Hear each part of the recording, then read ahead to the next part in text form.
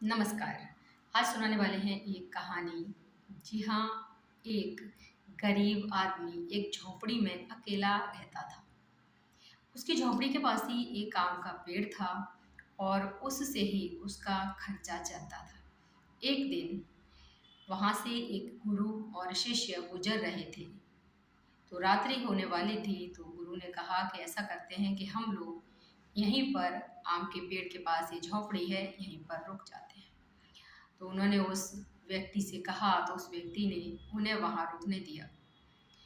जैसे ही रात्रि में वह व्यक्ति सो गया, तो गुरुजी ने शिष्य से कहा कि इस आम के पेड़ को काट दे। शिष्य ने कहा कि गुरुजी, उसके जीवन यापन का केवल एकमात्र सहारा है ये आम का पेड़, और आप कह रहे हैं कि इसको काट दें। तो गुरुजी ने कहा कि जैसा मैं कहता हूँ वैसा कर।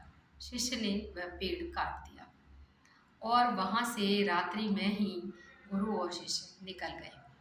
रास्ते में चले जा रहे थे, तब शिष्य ने कहा कि गुरुजी, आपने उस व्यक्ति का जो आम का पेड़ था वो काट दिया, आखिर ऐसा किया क्यों? तो गुरुजी ने कहा कि वहाँ 1 साल बाद जाकर तू स्वयं देख लेना। तो उसने कहा ठीक है।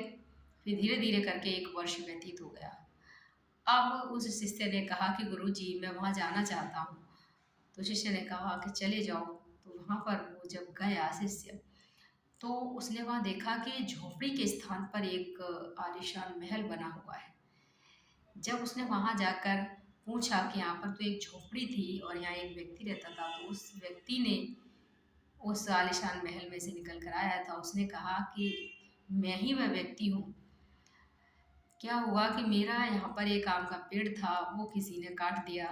फिर मैंने जंगल को साफ करके खेती करना शुरू कर दिया, क्योंकि एकमात्र मेरी रोजी रोटी का साधन आम का पेड़ था। जब वह नहीं रहा, तो मुझे ये कार्य करना पड़ा कि जंगल को साफ करना पड़ा और फिर वहाँ पर मुझे फसल उगानी पड़ी। और ये सब करते हुए अब यहाँ पर काफ़ी अन्न उत्पादन होता है, जिससे कि मेरे पास बहुत धन है और मैंने ये आलीशान महल बनवा लिया। मैं तो उस व्यक्ति को धन्यवाद करना चाहता हूँ जिसने कि वह आम का पेड़ काटा था।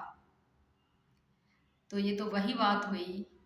तब शिष्य को हंसी आ गई और उसने कहा कि ये तो वही बात हुई कि जो होता है अच्छे के लिए होता है। धन्यवाद।